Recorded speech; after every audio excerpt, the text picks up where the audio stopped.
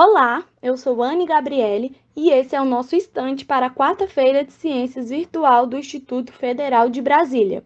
Nós iremos abordar as propriedades coligativas, mas em específico duas delas, a osmose e a crioscopia. Mas o que são as propriedades coligativas? São propriedades originadas a partir da adição de um soluto não volátil, como o açúcar ou sal, e um solvente, como a água. A intensidade dessas propriedades depende da proporção de soluto no solvente. Existem 4 propriedades coligativas, sendo elas tonoscopia, que estuda o abaixamento da pressão do vapor de um solvente, ebulioscopia, que estuda o aumento da temperatura de ebulição, ou seja, um solvente que entraria em ebulição a 100 graus Celsius precisará de mais calor para entrar em ebulição. Crioscopia, que estuda a diminuição da temperatura de congelamento, portanto, para um solvente congelar, seriam necessárias temperaturas mais baixas que o de costume. E osmose, que estuda o surgimento da pressão osmótica de soluções, quando divididas por uma membrana semipermeável e há uma diferença de concentrações de soluto. Primeiro, iremos apresentar a propriedade coligativa da osmose. Para isso, a Natália irá nos falar um pouco mais sobre a osmose e apresentar um experimento para reviver uma cenoura. Bom, me chamo Natália, faço licenciatura em Biologia no Instituto Federal de Brasília e hoje vamos falar sobre a osmose. A osmose trata-se de um fluxo de partículas através de uma membrana semi-impermeável, que separa dois ambientes, um muito concentrado e o outro pouco concentrado. E a pressão osmótica, ela age para que os dois ambientes fiquem com proporções iguais de soluto e solvente. Para demonstrar essa propriedade, iremos usar itens que provavelmente todo mundo tem em casa. Uma cenoura, porém ela deve estar murcha, para que assim possamos representar a propriedade osmótica. A cenoura estando murcha é um item muito concentrado, com pouca água, e muitas pessoas jogam fora achando que ela se perdeu. Porém, se utilizarmos a propriedade da osmose, podemos recuperá-la e consumi-la, desde que ela não apresente outros sinais de que está estragada. O procedimento é simples, basta cortar a parte de cima da cenoura, colocá-la em uma vasilha com água suficiente para que a cenoura fique submersa e aguarde cerca de 12 horas para que ela volte a ficar dura. Essa revitalização da cenoura pode ser explicada pelo fato de que a parte externa da cenoura murcha irá funcionar como uma membrana semi-impermeável, que separa dois meios, um muito concentrado e a parte interna da cenoura, e outro pouco concentrado, o pote com água. Com isso, a pressão osmótica irá atuar para equilibrar dois ambientes. Dessa forma, a cenoura adquire água para o seu interior e se torna mais rígida. É importante também que vocês saibam que esse processo pode ser utilizado em outras verduras. Algo muito interessante, um fato interessante, é que essa experiência demonstra em uma escala maior o que acontece a nível celular. A todo momento, nas células vegetais e animais, sendo a osmose de grande importância para a sobrevivência das células, pois ela regula os níveis de substâncias necessárias à célula, evitando, por exemplo, que a célula murche ou estoure. Muito interessante esse experimento, você não acha? Agora que já vimos como funciona a osmose, podemos passar para a segunda propriedade coligativa, a crioscopia, onde a Tainá irá nos contar um pouco como funciona essa propriedade coligativa e iremos ver um experimento que a utiliza. Olá, eu me chamo Tainá e agora irei falar sobre a crioscopia. A crioscopia pode ser definida como a diminuição do ponto de congelamento de um solvente. Mas o que isso quer dizer? Se pegarmos a água que possui ponto de congelamento a 0 graus Celsius e adicionarmos sal a este ponto de congelamento, passará a ser inferior a 0 graus. Porém, como podemos utilizar essa propriedade coligativa no dia a dia? Bom, se estamos em um churrasco e as bebidas estão quentes, podemos utilizar essa propriedade coligativa para esfriar as bebidas bem mais rápido do que o normal. iremos precisar do gelo, do sal e, é claro, das bebidas.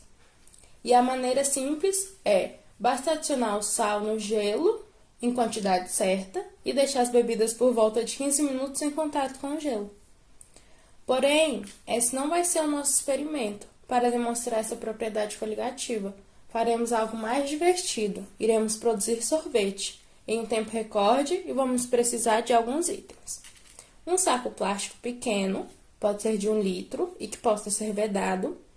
Um saco plástico maior, pode ser um de 4 litros e que também possa ser bem vedado. 120 ml de leite, suco em pó, açúcar refinado, caso o suco em pó venha sem açúcar, 1 kg de gelo picado, 200 gramas de sal e, por último, uma vasilha plástica para colocar o sorvete.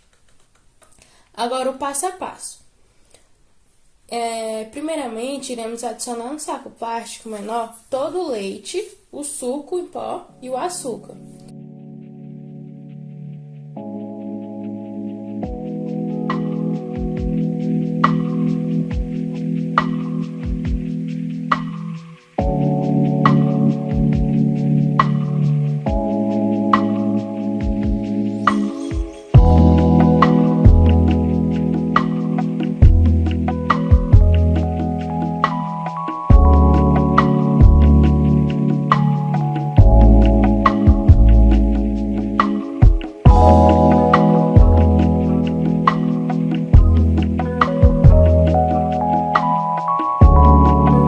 Vamos vedar bem o saco plástico e agitar bastante até que a mistura se torne homogênea.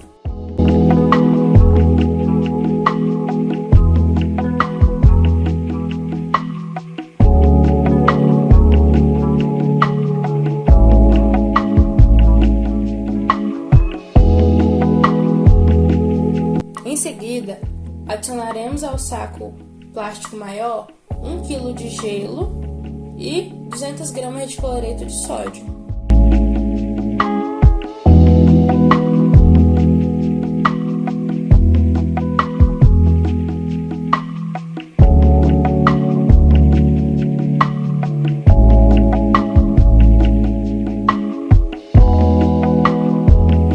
Em seguida, iremos colocar o saco menor já fechado dentro do saco plástico maior. Feche bem o saco maior para não permitir o escape de nenhum material.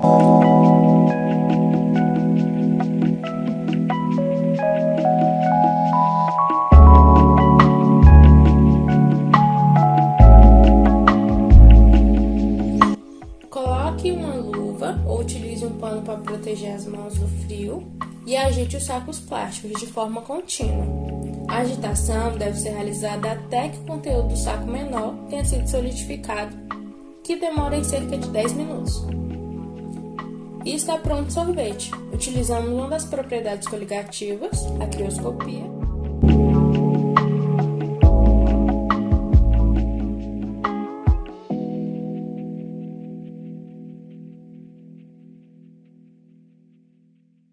Mas qual a explicação por trás desse sorvete feito em tempo recorde? Bom, é algo bem simples. Ao adicionarmos sal no gelo, abaixamos o ponto de congelamento da água. O que isso quer dizer? Para que o gelo continuasse em estado sólido, seriam necessárias temperaturas mais baixas. Isso resulta em uma aquisição de calor mais rápido por parte do gelo. Portanto, o que estiver em contato com o gelo, que contenha sal, irá perder calor para o gelo de forma mais rápida e acabará se solidificando.